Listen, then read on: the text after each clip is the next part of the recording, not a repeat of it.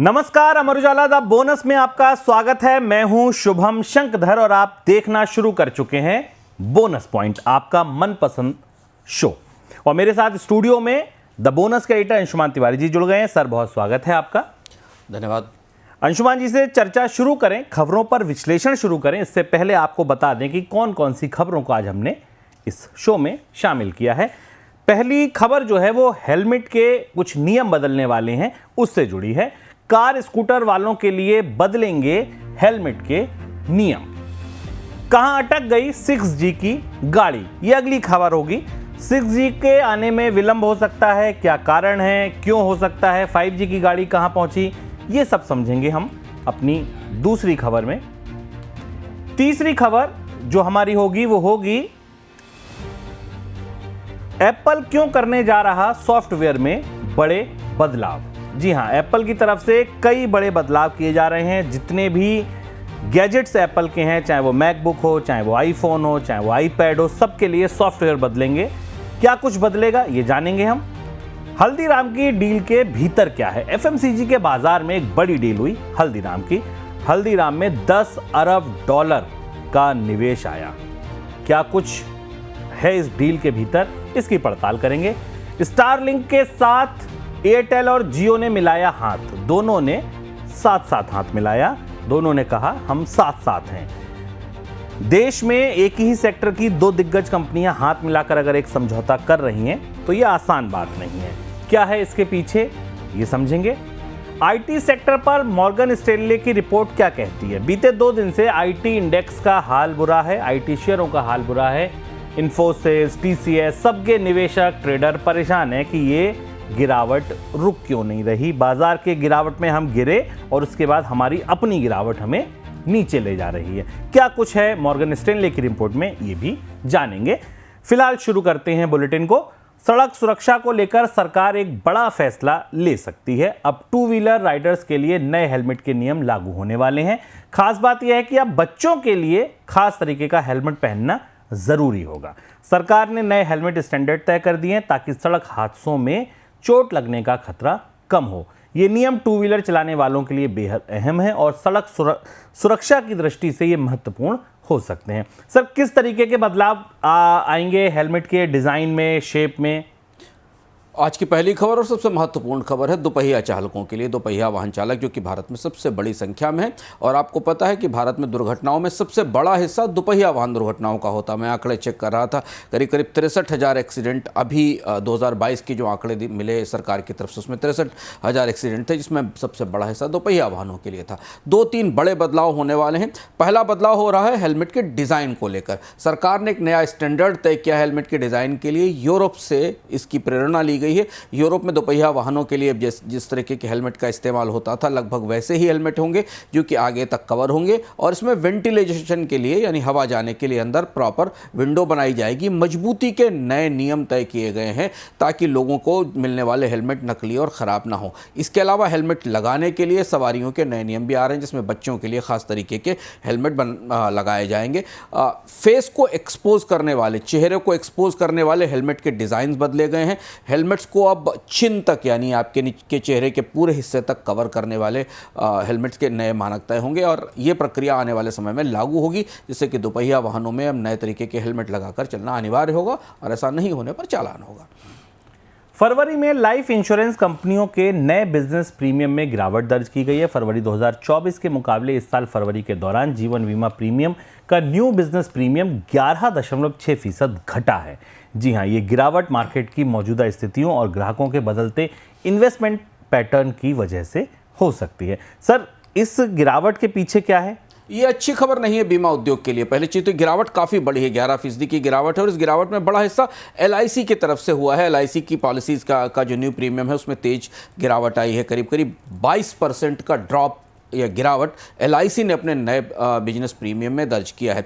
Private companies के premium में भी तेज गिरावट आई है। आपको पता होगा कि इनकम टैक्स के नियमों के बदलाव के साथ अब इंश्योरेंस टैक्स के लिए एक उपयोगी या आकर्षक निवेश या बचत नहीं रह गया है। और जैसे जैसे नई टैक्स रिजीम की तरफ लोगों को बढ़ाने की कोशिश की जा रही है, 60% से ज़्यादा लोग नए टैक्स रिजीम में जा रहे हैं। बीमा कंपनियां इस उलझन में हैं कि लोग अपनी सुरक्षा पर के लिए अब उतना पैसा नहीं खर्च करेंगे या निवेश नहीं करेंगे। आमतौर पर भारत में बीमा को टैक्सेशन से जुड़ा हुआ निवेश उपकरण माना जाता है। हालांकि टैक्स का से सीधा रिश्ता नहीं है, ये जीवन की सुरक्षा के लिए। लेकिन ये गिरावट बता रही है कि बीमा की लोकप्रियता या लाइफ इंश्योरेंस की लोकप्रियता में कमी आ रही है। लोगों ने निवेश के अलग अलग रास्ते चुनना शुरू किए और इसलिए ये गिरावट क्रॉस द बोर्ड है और काफ़ी बड़ी गिरावट है नई पॉलिसीज़ के स्तर पर। आने वाले समय में बीमा को लेकर सरकार को और बीमा उद्योग को कुछ नए तरीके के प्रयास करने होंगे, क्योंकि बीमा बचत नहीं है, बीमा सुरक्षा है और बीमा की ज़रूरत देश के असंख्य लोगों को है। ये ट्रेंड चिंताजनक है। ये बताता है कि लोग धीमे धीमे बीमा को बचत के उपकरण के तौर पर छोड़ रहे हैं और नए निवेश विकल्पों की तरफ जा रहे हैं, जिनमें म्यूचुअल फंड एक बड़ा हिस्सा है। सरकार ने एलआईसी में अपनी हिस्सेदारी बेचने का बड़ा प्लान बनाया है। खबर यह है कि सरकार अपनी हिस्सेदारी में 2 से 3% तक की कटौती कर सकती है। ये कदम 2027 तक 10% पब्लिक शेयर होल्डिंग के टारगेट को पूरा करने के लिए उठाया जा रहा है। फिलहाल एलआईसी में सरकार की बड़ी हिस्सेदारी और इसे धीरे धीरे कम करने की योजना पर काम चल रहा है। सर, किश्तों में क्यों बेच रही है? अगर बेचना ही है सरकार को, एक बार में बेचते। एलआईसी उलझ गई है और सरकार भी इस समय उलझ गई है। शेयर बाजार में तेज गिरावट है। हमने अभी आपको बताया कि नए इनकम टैक्स नियमों के बाद बीमा के और खासतौर से जीवन बीमा उत्पादों की लोकप्रियता को लेकर, उसके आकर्षण को लेकर गहरे सवाल हैं। और जैसे जैसे पुरानी टैक्स रिजीम से लोगों को हटाया जाएगा, बीमा की मांग कम होगी। उसका असर हमें एलआईसी पर सीधे दिखाई दिया। उसके अलावा पिछले 2-3 महीनों में स्टॉक मार्केट में जो तेज गिरावट हुई, जो मेल्टडाउन हुआ है, उसका असर एलआईसी के पोर्टफोलियो पर पड़ा है। अब सरकार की दुविधा यह है कि उसे पब्लिक शेयर होल्डिंग के नियमों के मुताबिक 10% हिस्सेदारी बाजार में बेचनी है, जो लंबे समय से टल रहा है। एलआईसी की लिस्टिंग हुए 2 साल से ज़्यादा समय बीत चुका है। सेबी बार बार सरकार को इसके लिए अलग अलग समय सीमा देती रही है। लेकिन मौजूदा परिस्थिति में एलआईसी के एफपीओ को, जो फॉलो ऑन पब्लिक ऑफर आने वाला है, उसको अच्छी कीमत, अच्छा वैल्यूएशन मिलने की संभावना नहीं है। कंपनी की बैलेंस शीट पर भी दबाव है। शेयर बाजार में उसका बड़ा निवेश है, जहां पर 12%, 14%, 15% के करेक्शंस दिखाई दे रहे हैं। ऐसी स्थिति में सरकार 2 और 3% इक्विटी के डाइवेस्टमेंट के साथ इसे हासिल करने की कोशिश करेगी। यानी भारत की सबसे बड़ी कंपनी, जो बाजार में सबसे बड़ी निवेशक भी है, उसे फिलहाल अभी बाजार का समर्थन मिलने की उम्मीद नहीं है। लेकिन सरकार को नियमों और शर्तों का पालन करना है, इसलिए किश्तों में विनिवेश की या किश्तों में 10% हिस्सेदारी बेचने की तैयारी की जा रही है। दूरसंचार कंपनियों के संगठन ने चेतावनी दी है कि अगर मुनाफे की मौजूदा स्थिति में सुधार नहीं हुआ तो 6G की शुरुआत में देरी हो सकती है। जी हां, टेलीकॉम कंपनियों के सीमित मुनाफे के कारण 6G नेटवर्क के लिए ज़रूरी निवेश प्रभावित हो सकता है। एक्सपर्ट का मानना है कि 6G के रोल आउट में सफलता के लिए बेहतर फंडिंग और सरकार का सपोर्ट बहुत ज़रूरी है। सर, 5G को लेकर क्या दुविधा बनी हुई है और 6G की गाड़ी क्यों अटकती दिख रही है? शुभम, 6G तकनीक को 2030 तक लागू किया जाना है, जो कि नए जनरेशन की, अगले जनरेशन की तकनीक है। भारत अब तकनीकों की इस उलझन में, भारत का टेलीकॉम बाजार इस तकनीकों के उलझन में फंसा हुआ है। भारत में 5G में 2 महत्वपूर्ण फैक्टर समझ में आए हैं कंपनियों को। पहली चीज़ तो ये कि 5G लागू करने वाली कंपनियों को इस नेटवर्क पर अभी रिटर्न मिलना शुरू नहीं हुआ है। डेटा का वैसा कंजम्पशन नहीं है जिस हिसाब से उन्हें बेहतर रिटर्न मिल सके, यानी उनकी लागतें निकलना नहीं शुरू हुई। आंकड़े बता रहे हैं कि रिटर्न करीब करीब 3% के आसपास है। इसलिए कंपनियां 6G की तरफ जाने की तैयारी नहीं कर रही हैं। दूसरी चीज़ है कि 5G नेटवर्क भारत में लागू होने के बाद भी उपभोक्ताओं की समस्याएं, डेटा की क्वालिटी की समस्याएं, स्पीड की समस्याएं, पैची नेटवर्क होने की चुनौतियां, पूरे भारत में एक समान 5G नेटवर्क न मिलने की समस्या, जो कि आप पूरे ट्रैवल करते हुए देखते हैं, 4G और 5G के बीच बार बार बैंड चेंज होना, ये समस्याएं अभी भी बनी हुई हैं। टेलीकॉम कंपनियों का मानना है कि 5G पर अभी उनको उतना रेवेन्यू और उतना राजस्व नहीं आया जिससे कि वो अगली जनरेशन की या नई पीढ़ी की टेलीकॉम सर्विस या नए जनरेशन की तकनीक भारत में ला सके। उन्हें अभी 5G नेटवर्क को पूरे देश में विस्तृत करके इसे कॉस्ट इफेक्टिव बनाना होगा। इसलिए 6G की तैयारी लंबे समय के लिए टल सकती है। दबाव यह भी है कि आने वाले समय में कंपनियों को अगर 6G लाने के लिए जल्दबाजी करनी पड़ी तो उन्हें फिर 5G और 4G सेवाओं की दरें भी बढ़ानी होंगी, जिनमें हमने बढ़ोतरी पिछले दिनों में देखी भी है। एप्पल अपने प्रोडक्ट्स के लिए अब तक का सबसे बड़ा सॉफ्टवेयर अपडेट लाने की तैयारी में है। आईफोन, आईपैड और मैक के इंटरफेस में बड़ा बदलाव देखने को मिलेगा। ये नया अपडेट यूज़र्स के एक्सपीरियंस को पहले से बेहतर बनाने पर फोकस करेगा। माना जा रहा है कि एप्पल इस अपग्रेड के जरिए अपने डिवाइस की परफॉर्मेंस को भी बेहतर करेगा। सर, क्या कुछ बदलेगा एप्पल में? डेटा पॉइंट से समझने की कोशिश करते हैं, क्योंकि एप्पल का अभी तक का ये सबसे बड़ा सॉफ्टवेयर अपडेट है जिसमें कि एप्पल अपनी अलग अलग डिवाइस हैं, आईपैड, आईमैक और मोबाइल के पूरे सॉफ्टवेयर सिस्टम को नए सिरे से बदल रहा है। एप्पल के iOS के अपडेट लगातार आते रहे, लेकिन ये बदलाव हमें देखना होगा। पहली चीज़ तो ये कि एक बार ये सारे ऑपरेटिंग सिस्टम्स के ऊपर अपडेट लाया जाएगा। इसलिए अगर आप एप्पल फ़ोन का इस्तेमाल कर रहे हैं, एप्पल का कोई प्रोडक्ट इस्तेमाल कर रहे हैं, तो ये खबर आपके लिए जानना बेहद ज़रूरी है। सभी ऑपरेटिंग सिस्टम पर अपडेट लाया जाएगा और अब अलग अलग ऑपरेटिंग सिस्टम जो अलग अलग जगह इस्तेमाल हो रहे हैं, मोबाइल में कुछ दूसरा है, आईपैड में कुछ दूसरा है और मैक में कुछ दूसरा है, इन्हें एक जैसा एक समान बनाया जाएगा, इनके बीच में एक सिंक्रोनाइजेशन लाया जाएगा। दूसरी चीज़ है कि सारी डिवाइसेस में कंट्रोल और नेविगेशन की चुनौतियां बढ़ रही हैं, क्योंकि नए नए फीचर्स और ऐप्स आ रहे हैं। तो एप्पल इसका पूरा फेसलिफ्ट करने जा रहा है, इसका पूरा बदलाव करने जा रहा है। जून में शायद ये नए अपडेट एप्पल के जारी हो सकते हैं और वजह यह कि एप्पल को ये इसलिए बदलना पड़ा है क्योंकि अब कंपटीशन बाजार में है और डिवाइस में उपभोक्ताओं की रुचि और बढ़े। चाइनीज़ कंपनियां भी अच्छी क्वालिटी के फ़ोन पूरी दुनिया में बेच रही हैं और एप्पल को भी अब आने वाले समय में अपनी मांग और सेल्स को बढ़ावा देने के लिए इनोवेशन की ज़रूरत है। AI का प्लान कंपनी का थोड़ा उलझा हुआ है। बाजार ये भी मान रहा है कि चूंकि एप्पल में भी AI की व्यवस्थाएं, ये AI तकनीक का इस्तेमाल एप्पल फ़ोन में उतनी तेज़ी से नहीं हो पाया जिसकी उम्मीद थी, तो इसलिए एप्पल ये भी कोशिश कर रही है कि इस नए सॉफ्टवेयर अपडेट के जरिए लोगों के एक्सपीरियंस को AI के करीब पहुँचाया जा सके। फेमस स्नैक ब्रांड हल्दीराम को लेकर एक बड़ी डील हुई है। सिंगापुर की इन्वेस्टमेंट कंपनी टीमसेक ने हल्दीराम के स्नैक्स बिजनेस में हिस्सेदारी खरीदी है। ये डील करीब $1 बिलियन यानी करीब 8,700 करोड़ रुपए की है। हल्दीराम भारतीय बाजार में अपनी मजबूत पकड़ के लिए जाना जाता है और इस डील से कंपनी के विस्तार को नई रफ्तार मिलने की उम्मीद है। सर, डील्स की जो फाइन प्रिंट्स हैं या जो डिटेल्स हैं वो क्या हैं? भारत के फूड बाजार में अपने तरीके की सबसे बड़ी डील है और आपको ये जानकर आश्चर्य होगा कि भारत के इतनी बड़ी डील और इस वैल्यूएशन के बावजूद भारत के फूड बाजार में, स्नैक्स बाजार में हल्दीराम का हिस्सा केवल 13% है। करीब $6.2 बिलियन का भारतीय बाजार है। 10% हिस्सा हल्दीराम का बिक रहा है। $1 अरब की डील हुई है। सिंगापुर की ये निवेशक है। भारत में और में ब्लैकस्टोन के साथ भी उसकी प्रतिस्पर्धा थी, लेकिन अंततः ये हल्दीराम की 10% हिस्सेदारी टीमसेक के पास गई है।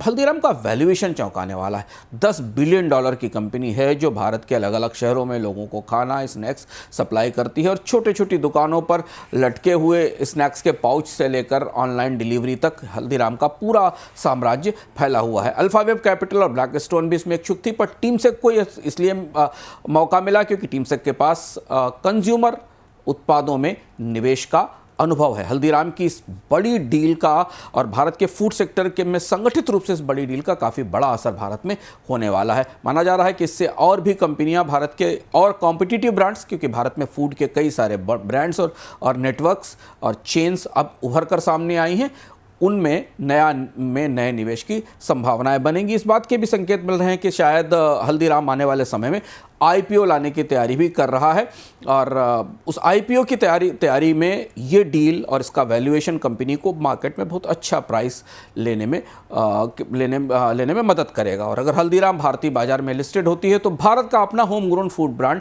पहली बार बाजार में लिस्ट होगा, जो भारतीय बाजार निवेशकों के लिए अच्छा माना जाता है। शुभम अक्सर कहते हैं कि हमें वो उन कंपनियों में निवेश करना चाहिए जिनके उत्पादों का हम इस्तेमाल कर रहे हैं। तो शायद इस डील के बाद अगला चरण हल्दीराम का भारतीय बाजार में सूचीबद्ध होने पर होगा। भारतीय फूड बाजार के लिए बड़ा घटनाक्रम है। रिलायंस जियो और एयरटेल ने भारत में स्पेसएक्स के स्टारलिंक इंटरनेट सर्विस को लाने के लिए एक बड़ी डील साइन की है।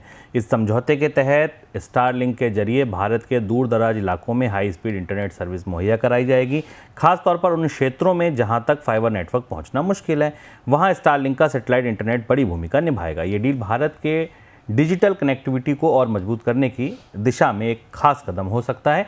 सर, लेकिन समझना ही ज़रूरी है कि एयरटेल और जियो का साथ आना, साथ हाथ मिलाना, इतनी हड़बड़ी क्यों? अभी तो बहुत कुछ चीज़ें साफ भी नहीं हो पाई हैं। ये बड़ी रहस्यमय और खींचतान भरी डील है। इसमें कई सारे महत्वपूर्ण पहलू हैं जो हमारे लिए दर्शकों को समझना जरूरी है। सबसे पहली चीज़ है कि स्टारलिंक को अभी तक सरकार ने भारत में बीम करने की, फ्रीक्वेंसी लेने की इजाज़त नहीं दी है। ये प्रक्रिया चल रही है, लेकिन इससे पहले भारत के दोनों प्रतिस्पर्धी ऑपरेटर जियो और एयरटेल एक ही कंपनी से हाथ मिलाने पहुंच गए हैं। 24 घंटे के भीतर एयरटेल और जियो दोनों ने एलन मस्क के स्टारलिंक के साथ समझौते की घोषणा कर दी। एयरटेल ने कहा कि वो भी ब्रॉडबैंड सर्विस लेकर आएगी, जियो ने कहा वो भी ब्रॉडबैंड सर्विस लेकर आएगी। यानी दोनों एक ही टेरिटरी में जहां प्रतिस्पर्धा कर रही हैं वहां स्टारलिंक की सेवाएं लाना चाहती हैं। स्टारलिंक को भी भारत में मंजूरी नहीं मिली। दूसरी महत्वपूर्ण बात यह कि भारतीय बाजार के नियमों के तहत एक ही ऑपरेटर से दोनों कंपनियों के तालमेल को लेकर अभी बहुत सारी चीजें स्पष्ट नहीं है। एयरटेल के लिए थोड़ा चौंकाने वाला फैसला था, क्योंकि एयरटेल आमतौर पर स्टारलिंक के भारत में आने का विरोध करती रही है। ये दस्तावेजी है और इसका विरोध भी हुआ था। एयरटेल ने जो एक कंपनी है यूरोप की वनवेब, जिसको कि EU वनवेब कहते हैं, उसमें 21% हिस्सेदारी ले रखी है। और ये वनवेब कंपनी लगभग वैसी ही सैटेलाइट कम्युनिकेशन सेवाएं देती है जैसे कि स्टारलिंक देती है मस्क की, और उन्हीं बाजारों में, जिन बाजारों में स्टारलिंक है, वहीं वनवेब इससे प्रतिस्पर्धा करती रही। लेकिन अचानक एयरटेल ने अपनी रणनीति और अपनी तस्वीर बदली और उस वनवेब के बजाय वनवेब की प्रतिस्पर्धी कंपनी के साथ, वनवेब में उनकी हिस्सेदारी है सुनील भारती मित्तल की, लेकिन उसके बाद भी वनवेब की प्रतिस्पर्धी कंपनी स्टारलिंक के साथ समझौता किया। तो अब ये दिलचस्प है कि दोनों ही कंपनियां ब्रॉडबैंड सेवा देना चाहती हैं। एक जियो जो कि शहरों के भीतर दूरदराज के इलाकों में देना चाहती है। लगभग ऐसी बात एयरटेल ने भी कहा है, और एयरटेल ने कहा कि कुछ और भी नई सेवाएं और इसके साथ कंटेंट की सेवाएं भी लाने की कोशिश की जाएगी। एलन मस्क कभी भारत आए नहीं हैं, उनको मंजूरी नहीं मिली है, पर भारत के दोनों प्रतिस्पर्धी ऑपरेटर उनके साथ जुड़ने के लिए अपनी प्रतिस्पर्धा छोड़कर एक साथ आ गए हैं। अमेरिका और कनाडा के बीच व्यापारिक तनातनी में नया मोड़ आया है। अमेरिकी राष्ट्रपति डोनाल्ड ट्रंप ने कनाडा पर 50% टैरिफ लगाने की धमकी को वापस ले लिया है। यह फैसला उस वक्त आया जब ओंटारियो की इलेक्ट्रिक सप्लाई को लेकर विवाद तेज हो गया। हालांकि अमेरिकी राष्ट्रपति डोनाल्ड ट्रंप प्रशासन ने स्टील और एल्यूमिनियम पर आयात पर जो 25% टैरिफ लगाने का फैसला किया था, वो आज से लागू हो गया है। सर, पहला सवाल यही कि ट्रंप और कनाडा के बीच जो ट्रेड वॉर है, ये किस मुकाम पर आपको दिख रहा है? ट्रंप और कनाडा के रिश्ते लगातार खराब हो रहे हैं। कनाडा में प्रधानमंत्री बदले और नए प्रधानमंत्री ने ओंटारियो की तरफ से ट्रंप को थोड़ा कसने की कोशिश की, और जो बिजली की आपूर्ति कनाडा के इस राज्य से अमेरिका को होती है उसे रोकने का ऐलान किया गया। उसके बाद ट्रंप गुस्सा आए, उन्होंने 50% डबल टैरिफ कर दिया। फिर उसके बाद बातचीत कुछ बीच में बनी और ट्रंप जैसा कर रहे हैं पिछले दिनों से, ट्रंप टैरिफ लगाते हैं, रोक देते हैं, हटाते हैं, उस प्रक्रिया में फिर इसे रोक लिया गया। पर कनाडा और अमेरिका के व्यापारिक और राजनीतिक रिश्ते नई चरम गिरावट की तरफ हैं, क्योंकि ट्रंप ने टैरिफ लगाते हुए कनाडा को अपना अमेरिका का एक हिस्सा भी बताया और कहा है अमेरिका का राज्य है। तो रिश्ते कनाडा और अमेरिका के बीच व्यापार रिश्ते और ज़्यादा ख़राब हो रहे हैं। और चूँकि जो टैरिफ पहले लगाए गए थे 25% के स्टील और एल्यूमिनियम पर, वो आज लागू हो गए हैं। तो दुनिया भर के बाज़ारों में, स्टील कंपनियों में, कनाडा में, मैक्सिको में इस टैरिफ का असर समझने की कोशिश की जा रही है। कंपनियाँ अपनी रणनीतियाँ बदल रही हैं। इधर अमेरिका के उपभोक्ता इस टैरिफ के जरिए आने वाली महंगाई, यानी चाहे वो कंज्यूमर इलेक्ट्रॉनिक्स की प्राइसेस हों या स्टील के से बनने वाले उत्पाद हों, ऑटोमोबाइल सेक्टर हो, वो इसकी कॉस्ट को एडजस्ट करने और उसे उपभोक्ताओं तक पहुंचाने की तैयारी में लगा हुआ है। यूरोपियन यूनियन ने भी अमेरिका के खिलाफ बड़ा कदम उठाते हुए $2.8 अरब के अमेरिकी सामान पर जवाबी टैरिफ लगाने का ऐलान किया है। ये फैसला व्यापारिक विवाद के चलते लिया गया है। EU का कहना है कि ये टैरिफ 2025 से लागू होंगे और इसका असर अमेरिकी उत्पादों के निर्यात पर पड़ सकता है। ये कदम दोनों पक्षों के बीच ट्रेड वॉर को और आगे बढ़ा सकता है। सर, EU का और अमेरिका का भी ट्रेड वार अब बिल्कुल सुर्खियों में है। ट्रेड वार खुल गया क्योंकि आज से अमेरिका के टैरिफ स्टील और एल्यूमिनियम के इंपोर्ट पर लागू हुए, और जिस बात की पूरी संभावना थी कि यूरोपियन यूनियन अब इसका जवाब देगा। और इसलिए अमेरिका का सबसे बड़ा बाजार या अमेरिका के साथ जो रिश्ते, डिप्लोमेटिक रिश्ते का जो सबसे बड़ा भूगोल है, सबसे बड़ी ज्योग्राफी है, वहाँ से अब सीधा ट्रेड वार खुल गया था। डोनाल्ड ट्रंप एक तरफ मैक्सिको के साथ, दूसरी तरफ कनाडा के साथ, तीसरी तरफ चीन के साथ और चौथी तरफ अटलांटिक के इस पार EU के साथ ट्रेड वार में उलझ गए। EU ने सीधे पलटवार किया और EU ने करीब करीब $28.3 बिलियन की इंपोर्ट ड्यूटी इंपोज की हैं वहाँ से आने वाले सामानों पर, जो सामान यूरोप के बाजार में आते हैं और उसमें कई सारे उपकरण हैं। इसके अलावा कई तकनीकी सामान भी हैं जिनके ऊपर ईयू ने ड्यूटी लगाई है और ईयू ने कहा है कि ये 2 चरणों में, ये पूरी रिटेलिएशन की प्रक्रिया 2 चरणों में लागू होगी। पहले तो काउंटर मेजर्स 1 अप्रैल 2025 से लागू होंगे और दूसरे काउंटर मेजर्स मिड अप्रैल के मध्य से लागू किए जाएंगे, जिसमें कई सारे उत्पाद जो यूरोपियन बाजार में अमेरिका से आते हैं उन पर रिटेलिटरी ड्यूटी लगाई जाएगी। और ये ट्रेड वार अब खोलने लगा है। लगभग दुनिया की सारी ज्योग्राफीज में ट्रेड वार की तैयारी शुरू हो गई है। सर एक चीज़ यहाँ पर ये समझना चाहेंगे, जो आज से टैरिफ लागू हुए एल्युमिनियम और स्टील पर, इस बाजार में तो भारत भी एक बड़ा हिस्सेदार है, बड़ा कारोबार रखता है, तो भारत पर ट्रेड डील पर या जो ये ट्रेड वॉर खुल गए, इन पर क्या असर आएगा भारत की नज़रिए से अगर देखें तो? भारत के निर्यात पर तो सीधा असर नहीं, पर भारत में दूसरी बेचैनी दिखाई दी आज। ये ट्रेड वार लागू होने के बाद भारत की कंपनियों ने स्टील मंत्रालय से और सरकार से इस बात की गुहार लगानी शुरू कर दी कि ये जो स्टील अमेरिका में अब नहीं जाएगा उसकी डंपिंग भारत में हो सकती है। आपको याद होगा 3-4 महीने पहले भी ये मामला आया था जब चीन पर टैरिफ लगाने की बात हुई थी और सस्ता स्टील भारत में डंप होने लगा था। सरकार इस बात की दुविधा में है क्योंकि जो छोटे स्टील कंज्यूमर्स हैं उनको लगता है कि उन्हें सस्ता स्टील मिल पाएगा चीन का और दुनिया के देशों से, क्योंकि वो स्टील अब महंगा हो गया है अमेरिका के बाजार में ड्यूटी लगने के कारण, तो वहां नहीं पहुंचेगा। जबकि बड़ी स्टील कंपनियां ये कह रही हैं कि भारतीय बाजार में इस ट्रेड वार के बाद सेफगार्ड ड्यूटी लगा देनी चाहिए, यानी जो सस्ता स्टील आ रहा है उसे रोक लिया जाए। तो भारतीय स्टील कंपनियों के लिए इस ड्यूटी का निर्यात पर सीधा असर नहीं पड़ेगा क्योंकि उनका निर्यात अमेरिका के बाजार में सीमित है। उन्हें इस बात का खतरा है कि जो सरप्लस स्टील बाजार में उपलब्ध होगा वो भारतीय बाजार में पहुंच सकता है और इससे उनकी लाभप्रदता पर, उनकी प्रॉफिटेबिलिटी पर असर पड़ सकता है। सर भारत के साथ जो ट्रेड डील है उसकी तैयारी कहां तक पहुंची? डोनाल्ड ट्रंप मान नहीं रहे हैं। डोनाल्ड ट्रंप ने आज फिर चेतावनी दी और कहा कि भारत अल्कोहल पर 120% ड्यूटी लगाता है। भारत ने उनका वही रुख था कि भारत टैरिफ एब्यूज़र है और भारत टैरिफ का इस्तेमाल करता है। इस बीच भारतीय सरकार के भीतर तैयारियां शुरू हो गई। इस बात के संकेत हैं कि वाणिज्य मंत्री पीयूष गोयल जल्द ही दोबारा अमेरिका की यात्रा करेंगे और वहां पर प्रस्ताव पर चर्चा शुरू होगी। सरकार ने खुलकर स्पष्ट रूप से अभी ट्रंप के साथ ट्रेड डील के जो व्यापक आयाम हैं, उसके क्या क्या आधार हैं, इनके बारे में स्पष्ट रूप से नहीं बताया है, लेकिन खींचतान काफ़ी है और ट्रंप बेहद आक्रामक दिख रहे हैं वो भारत के साथ। और रेसिप्रोकल ड्यूटीज़ को टाले जाने की संभावना फिलहाल अभी नहीं दिखाई दे रही। कुछ 15-20 दिन की बात है, 15-20 दिन बाद रेसिप्रोकल ड्यूटी भी भारत पर लागू हो जाएंगी अप्रैल के पहले हफ्ते से। भारतीय शेयर बाजार में आज आईटी शेयरों में खास गिरावट देखने को मिली और आज ही क्यों कल के बाजार में भी बाजार में इन्फोसिस, टीसीएस जैसी प्रमुख आईटी कंपनियों के शेयरों में तेज गिरावट थी। इसकी एक वजह मॉर्गन स्टैनली की तरफ से आईटी कंपनियों के लिए दिया गया गाइडेंस भी था। साथ साथ ग्लोबल मार्केट में अनिश्चितता, आईटी कंपनियों की धीमी ग्रोथ इसकी वजह मानी जा रही है। सर मॉर्गन स्टैनली ने ऐसा क्या कह दिया, ऐसी कौन सी गाइडेंस दे दी जिससे ये पूरा पार्टी में खलल ही पड़ गई एक तरह से? भारत की सूचना तकनीक कंपनियों के स्टॉक्स को हमने आज दोहरे तूफान में फंसते हुए देखा भारतीय बाजार के भीतर। पहली बड़ी वजह तो ये थी कि अमेरिका में मंदी की संभावना गहरा रही है। कल हमने नेस्डॉक में तेज गिरावट देखी, अमेरिकन स्टॉक मार्केट में तेज गिरावट देखी। उसका असर भारतीय कंपनियों पर पड़ा क्योंकि भारतीय आईटी कंपनियां अमेरिकी अर्थव्यवस्था की सेहत से सीधे प्रभावित होती हैं। डेटा पॉइंट से हम समझते हैं कि हुआ क्या। दरअसल आईटी इंडेक्स, भारत का आईटी इंडेक्स आज बेयर जोन में पहुंच गया। करीब 20% की हमने गिरावट देखी, 21% की गिरावट देखी अगर आप आंकड़े के हिसाब से देखें।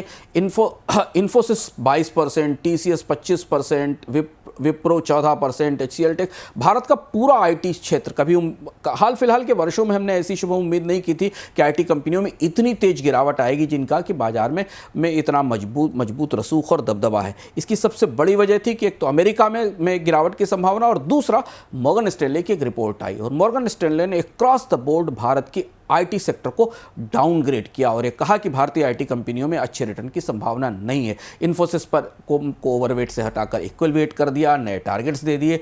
टीसीएस का टारगेट घटा दिया, टेक महिंद्रा का टारगेट घटा दिया, HCL का टारगेट घटा दिया, कोफोर्ज का टारगेट घटा दिया। यानी भारतीय आईटी बाजार की जितनी भी चमकती हुई कंपनियां थी, मॉर्गन स्टैनली ने उन पर गिरावट के और उनमें आने वाले समय में उनके मुनाफों में कमी के संकेत दिए हैं। इसके अलावा भी बाकी कई एजेंसियां हैं जिन्होंने और ब्रोकरेज हैं, उन्होंने भी भारतीय आईटी सेक्टर के बारे में जो चेतावनी भरे संकेत दिए। उसके बाद भारत के शेयर बाजार में आज आईटी सेक्टर के स्टॉक्स की ज़बरदस्त पिटाई हुई। ऑलमोस्ट आईटी सेक्टर अब बेयर जोन में पहुंच गया है। सर दूसरी तरफ अगर आईटी से निकल के आप पूरे बड़े बाजार की तस्वीर देखें तो कंपनियों की गाइडेंस या रेवेन्यू के जो नंबर आते दिख रहे हैं, संकेत मिल रहे हैं, वो भी अच्छे नहीं दिख रहे हैं। ओवरऑल बाजार पर आपकी कोई टिप्पणी? 2-3 आंकड़े और आ जाए, क्योंकि जो रिपोर्ट्स हमारे पास आई उसमें जो भारत की कंपनियों के रेवेन्यू गाइडेंस दिख रहे हैं अगले क्वार्टर के, वो भी बहुत अच्छे नहीं हैं। एक अजीब सी परिस्थिति दिखाई दी कि टॉप जो 100 बेसिक कंपनीज थी उनका रेवेन्यू लगातार तीसरी तिमाही में गिरा, हालांकि उनके प्रॉफिट्स में बढ़ोतरी दिखाई दी। एक ट्रिकी सिचुएशन है, यानी कंपनियां खर्च घटाकर तमाम कोशिशों से अपने बचत के जरिए प्रॉफिट बढ़ाने की कोशिश कर रही हैं, पर उनके राजस्व में कोई बड़ी बढ़ोतरी होती नहीं दिखाई दे रही है। इसके अलावा एमके ग्लोबल की एक रिपोर्ट आई जिसको मैं पढ़ने की कोशिश कर रहा था, उसके आंकड़े मेरे सामने खुल रहे हैं। एमके ग्लोबल की रिपोर्ट ने भी माना कि अगले क्वार्टर में जो अधिकांश कंपनियां हैं उनकी अर्निंग्स में भी कोई बड़ी बढ़ोतरी होने की संभावना नहीं है, और इसलिए डाउनग्रेड्स आपको आते दिखाई दे रहे हैं। आईटी सेक्टर जो फ्लैग बेरर सेक्टर है भारत में और में उसके डाउनग्रेड्स मॉर्गन स्टैनली की तरफ से आना शुरू हो गए। ये रिपोर्ट कहती है कि बीएसई की जो 500 कंपनीज हैं उनके रेवेन्यू की ग्रोथ रेट 6% से नीचे रहेगी, यानी लगातार 7वें क्वार्टर में डबल डिजिट की ग्रोथ नहीं दिखाई देगी, ऐसा एमके ग्लोबल की रिपोर्ट अगली तिमाही के बारे में कह रही। इसने भी बाजार के सेंटिमेंट को और ज़्यादा कमज़ोर करके रखा, और इसीलिए हम बाजार को ऊपरी स्तरों पर टिकता हुआ नहीं देखते। बाजार में थोड़ी सी तेजी आती है और फिर अंततः बिकवाली आ जाती है।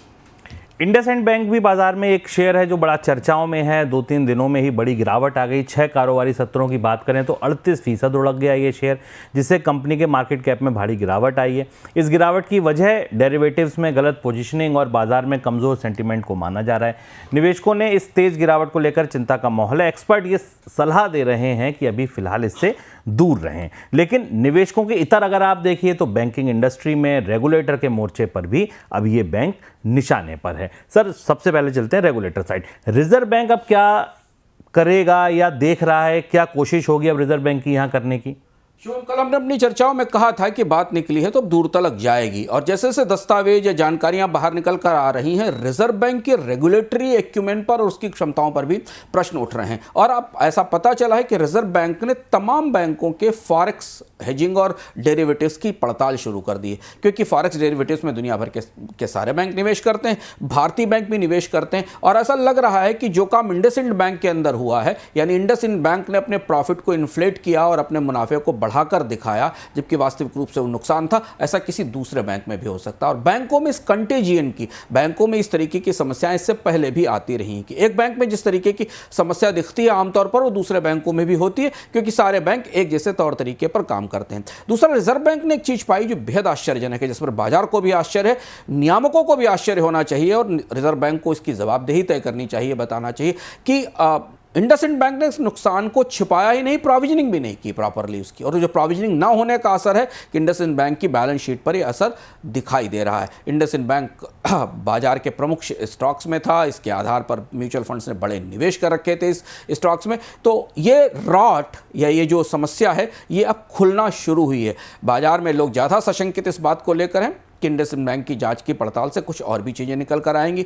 यह भी स्पष्ट है शुभम कि इंडसइंड बैंक के प्रबंधन और रिजर्व बैंक के बीच भी बहुत सारी चीजों में सहमति नहीं थी। बैंक के प्रबंधन की तरफ से जिस तरीके के बयान कल के बाद आए, जब स्टॉक एक्सचेंज को इस बात की सूचना दी गई कि कंपनी को फॉरेक्स डेरिवेटिव ऑपरेशंस में, बैंक को फॉरेक्स डेरिवेटिव ऑपरेशंस में नुकसान हुआ है, उसके बाद इस तरीके के भी बयान आए कि आरबीआई के कहने की कुछ बातें बैंक ने नहीं मानी या बैंक आरबीआई के कई सारे हस्तक्षेप से सहमत नहीं था। लेकिन फिलहाल बाजार का सेंटीमेंट बुरी तरह खराब है। लगातार ये तीसरा बैंक है जिसमें हम समस्या देख रहे हैं, आरबीएल बंधन और उसके बाद इंडसइंड बैंक। ये 3 private bank back to back बाजार की सेंटीमेंट को, बाजार की अंतर्धारणा को, इनके कामकाज प्रभावित कर रहे हैं। शेयर बाजार में लगातार गिरावट का असर म्यूचुअल फंड के निवेश पर दिखने लगा है। जनवरी के मुकाबले फरवरी के दौरान इक्विटी फंड्स में आने वाले निवेश में 26% की भारी गिरावट आई है। म्यूचुअल फंड उद्योग संगठन एमफी के मुताबिक फरवरी के दौरान इक्विटी स्कीम्स में 29,000 करोड़ का निवेश आया।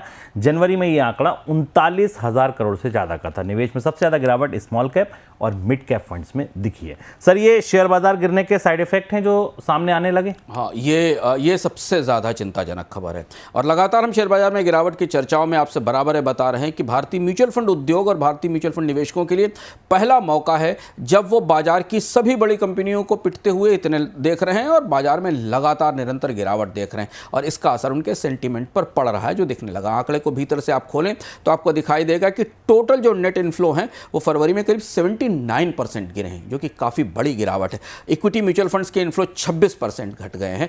इक्विटी म्यूचुअल फंड के इनफ्लो हमने इस तरीके की गिरावट हाल फिलहाल के वर्षों में हमने कभी नहीं देखी जब से भारतीय म्यूचुअल फंड का सर्ज शुरू हुआ है। यानी इक्विटी म्यूचुअल फंड की गिरावट निवेशकों के अब के उत्साह को प्रभावित कर रही है। इसके अलावा अगर हम देखें तो जो स्मॉल कैप फंड है उसमें हम आंकड़े के भीतर जाकर समझते हैं। स्मॉल कैप फंड में जो इनफ्लोज में करीब 35% गिरे हैं, मिड कैप फंड में करीब 34% का डिक्लाइन दिखाई दिया। यानी पूरा इक्विटी पैक जहां निवेशक सबसे उत्साह से एसआईपी करा रहे थे या लमसम इन्वेस्टमेंट कर रहे थे, वहां इस सेंटीमेंट का असर दिख रहा है। और बाजार का यह सेंटीमेंट अगर नहीं उभरा तो ऐसा माना जा रहा है कि मार्च के महीने में यह आंकड़ा थोड़ा और ज़्यादा चिंताजनक हो सकता है। फरवरी में भारत की खुदरा महंगाई दर यानी सीपीआई घटकर 7 महीने के निचले स्तर 3.61 पर आ गई, जिससे महंगाई पर राहत के संकेत मिले। खाद्य महंगाई दर घटकर 3.75 रही। इस गिरावट के चलते अप्रैल में होने वाली आरबीआई की मौद्रिक नीति बैठक में दरों में कटौती की उम्मीद बढ़ गई है।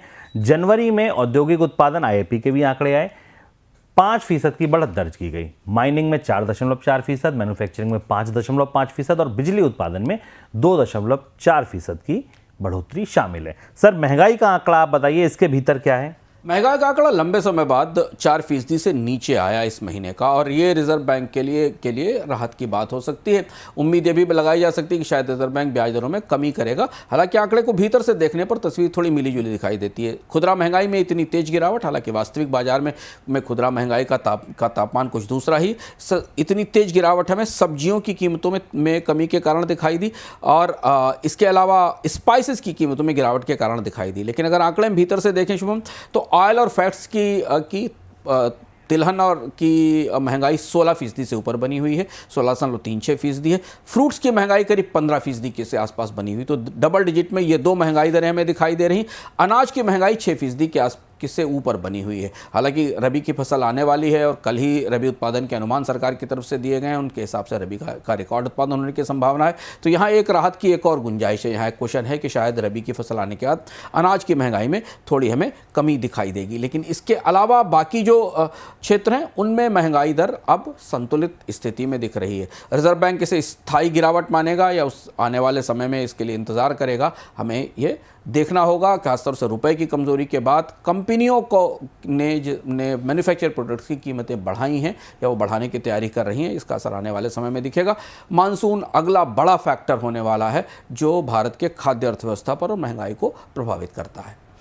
तो ये था आज का हमारा सुपर पैक्ड बोनस पॉइंट। उम्मीद है आपको पसंद आया होगा। कुछ दर्शक ये जरूर लिख रहे हैं कि थोड़ा छोटा कीजिए, लेकिन क्या करें, देखिए सारी ज़रूरी खबरें हैं। आप ही बताइए इसमें ऐसी कौन सी खबर थी जो छोड़ी जाए, और ये भी तब है जब हम 3-4 खबरें छोड़ आए हैं। मनोज भाई ने तो और 4 इसमें लिख दी थी।